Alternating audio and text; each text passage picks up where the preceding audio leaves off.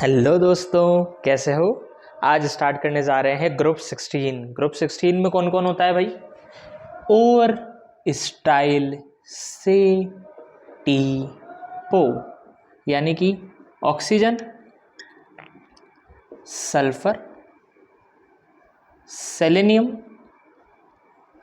Tellurium और polonium. ठीक है, ये होते हैं हमारे ग्रुप 16 के एलिमेंट्स, ये याद रखने हैं। ठीक है, ग्रुप 15 में कौन था? Nitrogen, phosphorus, arsenic, antimony, bismuth. यहाँ कौन है? ऑक्सीजन, सल्फर, सेलेनियम, टेल्यूनियम और पोलोनियम। पोलोनियम रेडियो एक्टिव होता है, जनरली हम इसकी बातें करेंगे ही नहीं। रेडियो एक्टिव का मतलब टूट के दो छोटे एलिमेंट्स बना लेता है, ये अपने आप में स्टेबल नहीं रहता है। तो इनकी बात करते हैं सबसे पहले अकरेंस की, किस फॉर्म में एग्जिस्ट करते हैं। तो यहाँ पे सबसे इंपॉर्टेंट बात आती है सल्फर की। किसकी आती है? सल्फर। सल्फर दो फॉर्म में अकर करता है, यानी कि मिलता है हमें। पहला सल्फेट्स, यानी कि SO4 2-, जैसे CaSO4, calcium sulphate, barium sulphate, इस तरह की फॉर्म में मिलता है। या फिर सल्फाइड्स, यानी कि S2-, इसे हम बोलते हैं सल्फाइड्स। ये होते हैं सल्फेट्स, ये होते हैं सल्फाइड्स। तो ये हो गया CaS, Na2S, PbS, सल्फाइड्स की फॉर्म में। सल्फर हमें इन दो फॉर्म में नेचर में मिलता है। ठीक है, नोट करो। ये हो गई अकरेंस की बात। शुरुआत में हम कॉमन प्रॉपर्टीज़ की ही बातें करेंगे।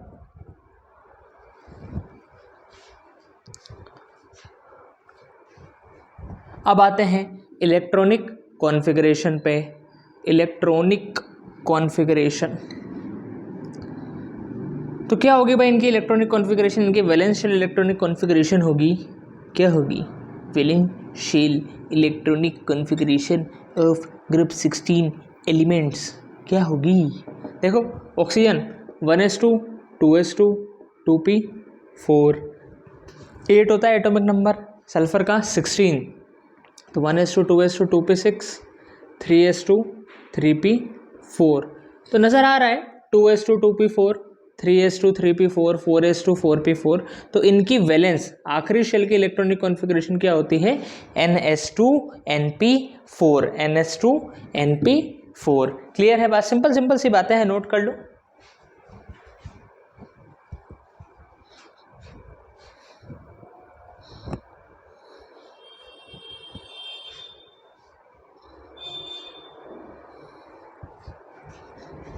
Next, atomic and ionic radii. Atomic and ionic radii.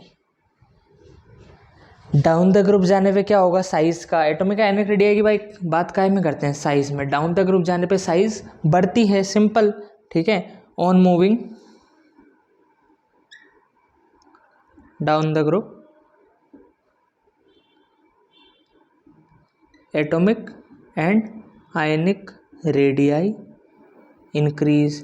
क्यों इंक्रीज होती है? क्योंकि शेल्स बढ़ती जाती है, n इंक्रीज होता जाता है। हाँ या ना? नोट करेंगे।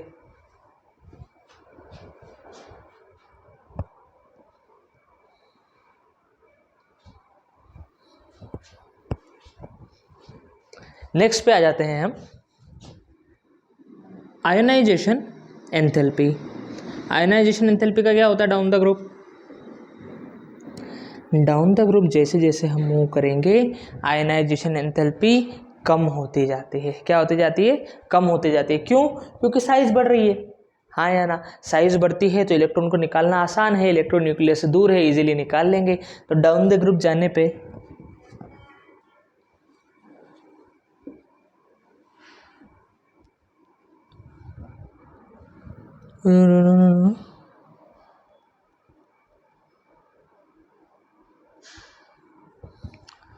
डाउन द ग्रुप जाने पे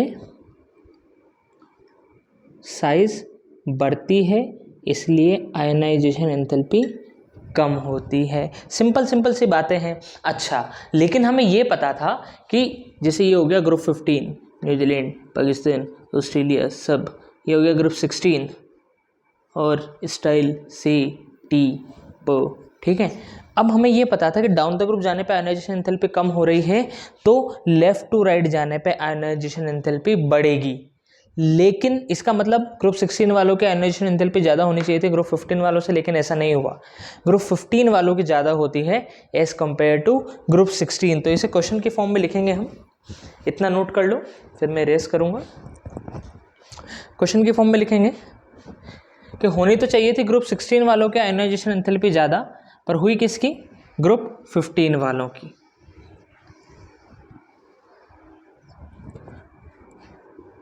ionization enthalpy of group 15 is greater than that of group 16 elements. Why? क्यों भाई, ऐसा क्यों हुआ कि ionisation enthalpy of group 15 elements बड़ी निकली as compare to group 16 elements? बहुत सिंपल सा रीज़न है, मुझे बताओ ग्रुप 15 एलिमेंट्स की इलेक्ट्रॉनिक कॉन्फ़िगरेशन क्या होती है? NS2 NP3, यानी कि half filled stability. Half filled configuration है।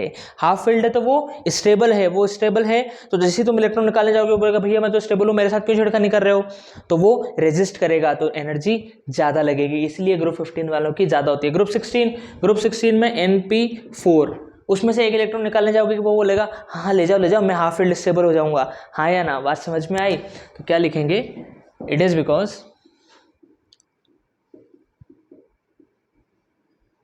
group 15 elements have half filled valence shell configuration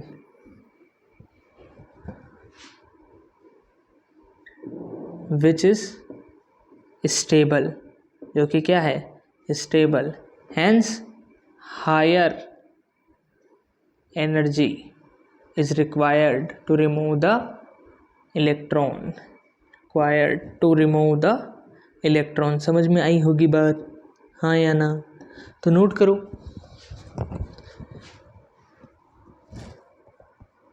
simple सी बातें हैं, समझोगे तो याद रहेगा, रटोगे तो मुश्किल है। प्रॉपर्टीज मत रटो। जब हम कंपाउंड्स पे आएंगे, जैसे अपन ने ग्रुप 15 में पढ़ा था, क्या पढ़ा था भाई? क्या पढ़ा था ग्रुप 15 में? N2 NH3 जो कंपाउंड्स थे वो तुम्हें रटने होंगे, ठीक है? कौन याद कर रहा है? एक्सक्यूज मी, हो गया? तो चलो अब आते हैं हम इलेक्ट्रॉन गेन एंथैल्पी पे। इलेक्ट्रॉन गेन एंथैल्पी, अब इलेक्ट्रॉन गेन एंथैल्पी होती क्या है, बहुत ध्यान से समझना इस चीज़ को। इलेक्ट्रॉन गेन यानी कि जब भी कोई एटम इलेक्ट्रॉन को गेन करता है तब वो एनर्जी रिलीज करता है, वो एनर्जी रिलीज करता है, इसलिए ये होती है नेगेटिव। हमेशा कैसी होती है? नेगेटिव। जितनी ज़्यादा एनर्जी रिलीज करेगा उतनी ज़्यादा वो नेगेटिव होगी। जब भी कोई एटम इलेक्ट्रॉन को गेन करेगा तो वो एनर्जी रिलीज करता है, वो एनर्जी कहलाती है इलेक्ट्रॉन गेन एंथैल्पी। तो डाउन द ग्रुप जाते हुए electron gain enthalpy less negative होती जाती है। क्यों? क्योंकि जितनी ज़्यादा वो एनर्जी रिलीज करता है वो डिपेंड करता है कि कितना अट्रैक्शन है। जितना ज़्यादा अट्रैक्शन होगा उतनी एनर्जी उसकी कम होगी। तो भाई छोटा एटम है, न्यूक्लियस के पास इलेक्ट्रॉन आएगा, अट्रैक्शन ज़्यादा होगा तो ज़्यादा एनर्जी रिलीज करेगा। तो डाउन द ग्रुप जाने पे electron gain enthalpy becomes less negative. पर इसमें एक एक्सेप्शन है कि भाई इसका मतलब तो O2 की सबसे ज़्यादा नेगेटिव, उसके बाद सल्फर की, उसके बाद सेलेनियम की, ऐसा होना चाहिए था। लेकिन क्वेश्चन की फॉर्म में लिखेंगे electron gain enthalpy of oxygen is less negative than sulphur. ऐसा नहीं होगा। वाई? सल्फर की ज़्यादा नेगेटिव निकली, बाकी नीचे जाने पे बिल्कुल सही हो रहा है कि भाई कम होती जा रही है, लेकिन ऊपर ही ऊपर ऑक्सीजन से ज़्यादा नेगेटिव किसकी निकली? सल्फर की। ऐसा इसलिए बिकॉज ऑफ क्या रीज़न होगा? बहुत सिंपल से रीज़न है कि तुम सोचो ऑक्सीजन का एटम बहुत छोटा है, बहुत छोटा है, तो जो इलेक्ट्रॉन आएगा हाँ उस पर अट्रैक्शन ज़्यादा होगा, लेकिन आसपास के 6 इलेक्ट्रॉन, कितने इलेक्ट्रॉन इसके फाइनल शेल में? 6 इलेक्ट्रॉन की वजह से इसमें रिपल्शन भी तो होगा, हाँ या ना? तो जितना अट्रैक्शन हो रहा था मज़ा आया, लेकिन रिपल्शन भी काफ़ी ज़्यादा हो गया, तो इतना मज़ा नहीं आ पाया। बात समझ में आई? Because of repulsion by the 6 electrons of oxygen due to its small size। तो सर 6 इलेक्ट्रॉन तो सल्फर में भी है, उसमें भी रिपल्शन होगा, हाँ, लेकिन उसकी साइज़ क्या हुई? उसकी साइज़ बढ़ गई, तो वो जो 6 इलेक्ट्रॉन थे वो दूर दूर थे, तो वो इतना रिपल्शन नहीं कर पाए। बात समझ में आई? लड़ाई थी अट्रैक्शन रिपल्शन, जितना ज़्यादा अट्रैक्शन उतनी ज़्यादा इलेक्ट्रॉन गेन एंथैल्पी नेगेटिव। तो अट्रैक्शन तो काफ़ी ज़्यादा था, लेकिन रिपल्शन भी ज़्यादा हो गया ऑक्सीजन में छोटी साइज होने की वजह से, बाकी 6 इलेक्ट्रॉन ने क्या करा? रिपल्शन करा। समझ में आई बात? अच्छा क्वेश्चन है, नोट करो।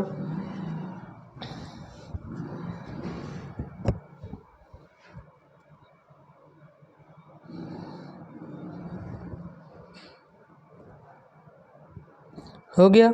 चलो अब आते हैं अगली प्रॉपर्टी, इलेक्ट्रोनेगेटिविटी। इलेक्ट्रोनेगेटिविटी का क्या होगा? देखो सिंपल सी बात याद रखो कि जो आयोनाइजेशन एंथैल्पी का होगा डाउन द ग्रुप जाने पे, वही चीज़ इलेक्ट्रॉन गेन एंथैल्पी के साथ भी होगी, वही चीज़ इलेक्ट्रोनेगेटिविटी के साथ भी होगी। सर आयनाइजेशन एंथैल्पी तो डाउन द ग्रुप जाने पे कम हो रही है, तो इलेक्ट्रॉन गेन एंथैल्पी भी लेस नेगेटिव बनेगी और इलेक्ट्रोनेगेटिविटी भी कम होगी डाउन द ग्रुप। सिंपल सी चीज़, ठीक है? अभी रीज़न भी बताएंगे उसका। हाँ, इलेक्ट्रोनेगेटिविटी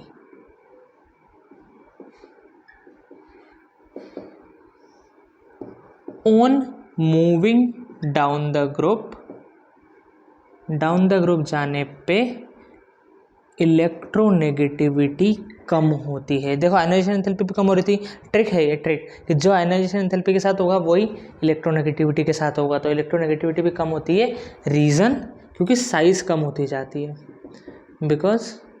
साइज़ बढ़ती जाती है, साइज इंक्रीज। साइज बढ़ने से क्या होगा? इलेक्ट्रोनेगेटिविटी क्या है? इलेक्ट्रॉन को अट्रैक्ट करने की टेंडेंसी। एक बॉन्ड के इलेक्ट्रॉन को एक एटम कितना अट्रैक्ट कर पाता है भाई? अगर वो इलेक्ट्रॉन उससे ज़्यादा दूर है तो अट्रैक्ट नहीं कर पाएगा। साइज बढ़ती जा रही है, इतना अच्छा अट्रैक्ट नहीं कर पाएगा, तो इलेक्ट्रोनेगेटिविटी कम होती जाती है ना?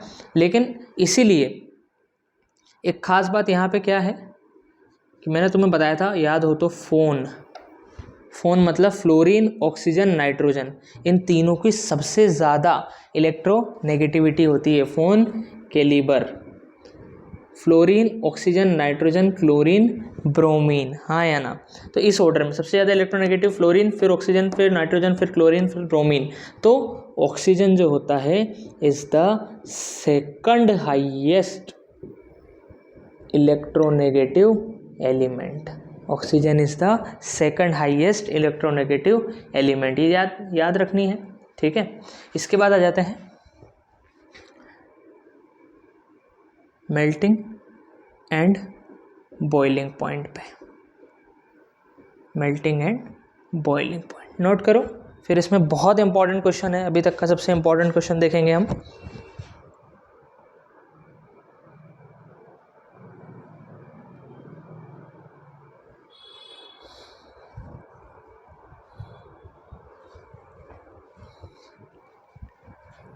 क्वेश्चन है, oxygen exist as diatomic molecule O2 while sulfur exists as S8। Oxygen exist as O2 while sulfur exists as S8। Why? Oxygen तो O2 की तरह मिलता है, लेकिन सल्फर S8। भाई दोनों सेम ग्रुप के बंदे हैं, लेकिन ऑक्सीजन O2 और sulphur S8। Same question group 15 में बना था नाइट्रोजन फॉस्फोरस कि भाई नाइट्रोजन N2 की फॉर्म में मिलता है, लेकिन फॉस्फोरस P4 की फॉर्म में। बहुत सिंपल सा रीज़न है, N2 का स्ट्रक्चर क्या होता है और P4 का? कुछ इस तरीके का लंबी चेन बनती है। तो सिंपल सा रीज़न है कि नाइट्रोजन पी पाई बॉन्डिंग कर पाता है, इसलिए वो N2 बना लेता है। Phosphorus P pi bond overlapping नहीं कर पाता है। तो सेम चीज़ यहाँ पे कि O2 का स्ट्रक्चर कैसा होता है, O डबल बॉन्ड O, यानी कि पी पाई ओवरलैपिंग हो रही है, p ऑर्बिटल्स दोनों के ओवरलैप कर रहे हैं। लेकिन सल्फर का कैसा होता है, सल्फर का होता है क्राउन शेप का स्ट्रक्चर, यानी कि कुछ इस तरीके का,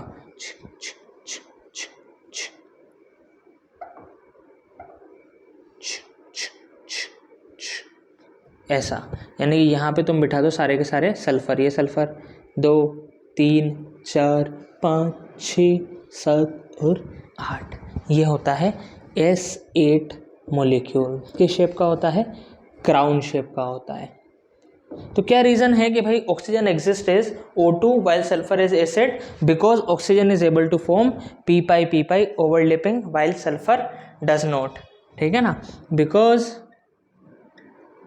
oxygen can form p pi overlapping while sulphur can't. क्यों नहीं कर पाता है पी पाई ओवरलैपिंग, क्योंकि इसके जो p ऑर्बिटल्स होते हैं बहुत बड़े होते हैं, तो इतनी इफेक्टिव ओवरलैपिंग नहीं हो पाती है। समझ में आई बात, नोट करो। सर इसका मेल्टिंग और बॉइलिंग पॉइंट से क्या लेना था ना, बात तो हमें समझ में आई कि हाँ भाई ठीक है, लेकिन इस बात का मेल्टिंग और बॉइलिंग पॉइंट से क्या लेना देना है, चलो देखते हैं उसे भी।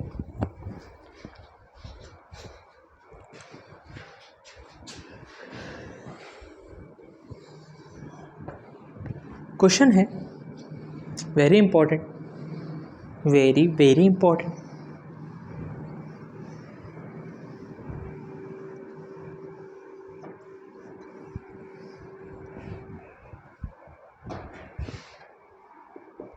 Oxygen exist as gas while sulfur as solid. Why? भाई ऑक्सीजन हमें गैस मिलती है नेचर में, ऑक्सीजन की बात करें तो गैस मिलती है, लेकिन सल्फर सॉलिड, जबकि दोनों क्या हैं, सेम ग्रुप के बंदे हैं, तब भी इतना डिफरेंस मेल्टिंग और बॉइलिंग पॉइंट में कि ऑक्सीजन तो गैस है जबकि सल्फर सॉलिड है रूम टेम्परेचर पे। ऐसा क्यों, इसी को इस तरीके से भी पूछा जाता है, और there exist a large difference in melting and boiling point of oxygen and sulfur. Why? ठीक है, यही क्वेश्चन पिछले ग्रुप में भी पूछा जाता है कि नाइट्रोजन तो एग्जिस्ट करता है गैस में वाइल फॉस्फोरस एग्जिस्ट करता है सॉलिड में। ऐसा क्यों, नाइट्रोजन एग्जिस्ट करता है N2 की फॉर्म में, फॉस्फोरस करता है P4। ऐसे ही ऑक्सीजन एग्जिस्ट करता है, एग्जिस्ट एज O2, जबकि सल्फर एग्जिस्ट करता है S8। 8 एटम्स मिला के एक मॉलिक्यूल बना रहे हैं, यहाँ केवल 2 एटम मिला के एक मॉलिक्यूल बना रहे हैं। तो एटोमिसिटी ऑफ सल्फर कितनी हुई, 8 हुई। एटोमिसिटी मतलब उसका मॉलिक्यूल कितने एटम से मिलके बना है।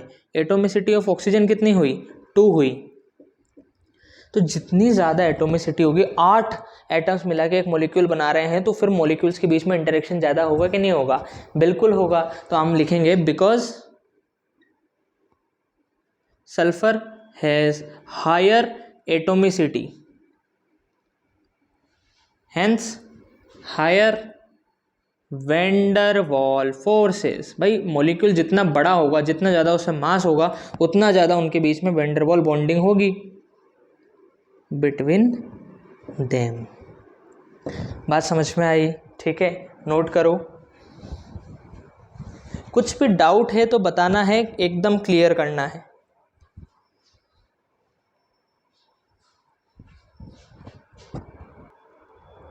हो गया। अब आ जाते हैं हम केमिकल प्रॉपर्टीज पे। किस पे आ जाते हैं, केमिकल प्रॉपर्टीज पे। तो देखो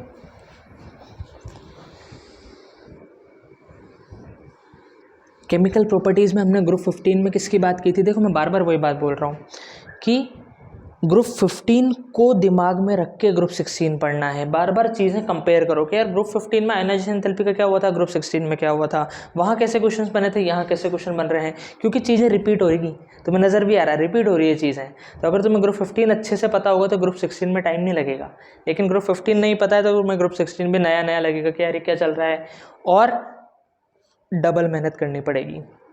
इसलिए मैं ये बोल रहा हूँ कि ग्रुप 15 को अच्छे से करो, तो ग्रुप 16, 17, 18 होने में ज़्यादा टाइम नहीं लगेगा। ठीक है,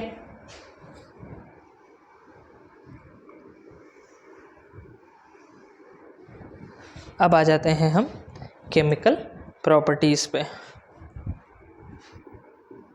chemical properties of group 16 elements. Chemical properties में हम सबसे पहले किसकी बात करते हैं? देखो ग्रुप 15 में सबसे पहले किसकी बात की थी? हमने बात की थी ऑक्सीडेशन स्टेट की, ऑक्सीडेशन स्टेट की। क्लियर है बात? तो ग्रुप 16 के बंदे कौन सी ऑक्सीडेशन स्टेट में रहते हैं? जैसे H2O ले लो, ठीक है, H2S ले लो, Na2S ले लो, ये रहते हैं -2 ऑक्सीडेशन स्टेट में। तो इनकी मोस्ट कॉमन ऑक्सीडेशन स्टेट क्या है? इनकी मोस्ट कॉमन ऑक्सीडेशन स्टेट है -2। समझ में आई बात? ठीक है।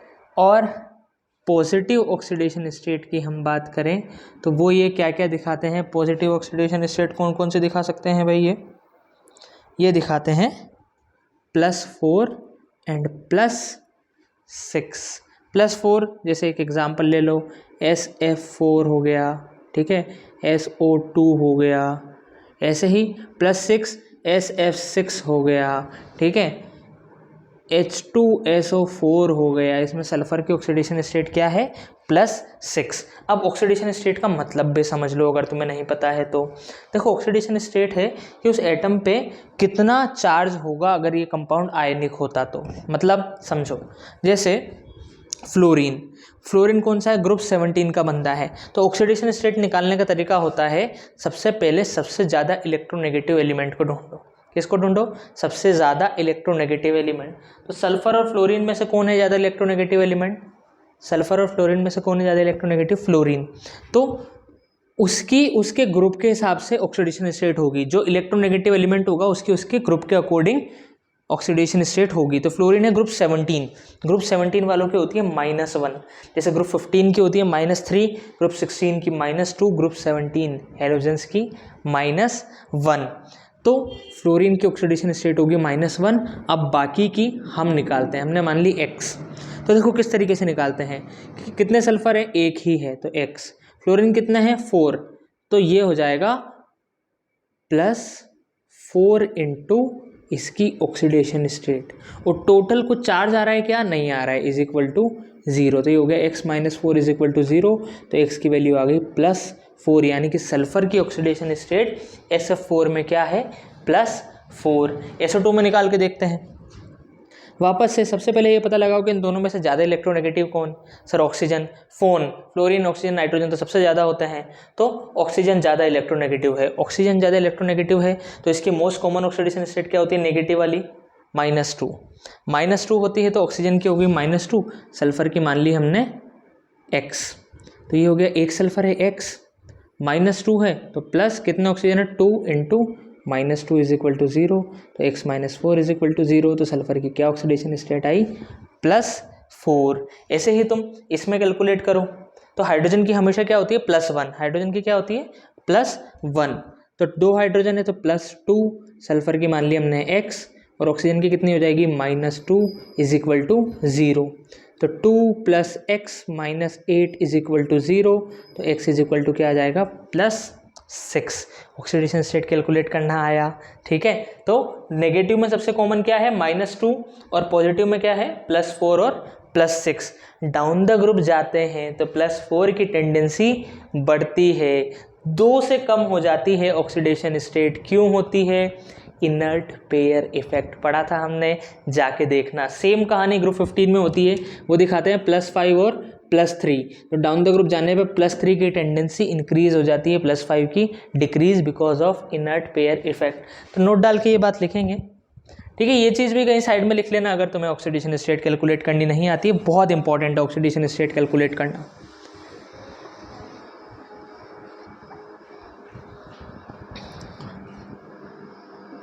On moving down the group,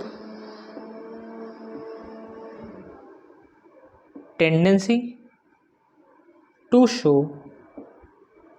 +4 oxidation state increases than +6, ठीक है। Why? ठीक है, हम लिखेंगे because of inert pair effect. क्या था? इनर्ट पेयर इफेक्ट किसकी वजह से आया था? ये poor shielding of D and F orbital, poor shielding of D and F orbital. बहुत डिटेल में 10 मिनट तक समझाया है पी ब्लॉक के ग्रुप 15 के अंदर, जाके देखना अगर याद नहीं आया है तो, सब समझ में आएगा, ठीक है। तो आज हम इतना ही पढ़ेंगे, नेक्स्ट क्लास में हम केमिकल प्रॉपर्टीज़ को कंटिन्यू करेंगे। बाय।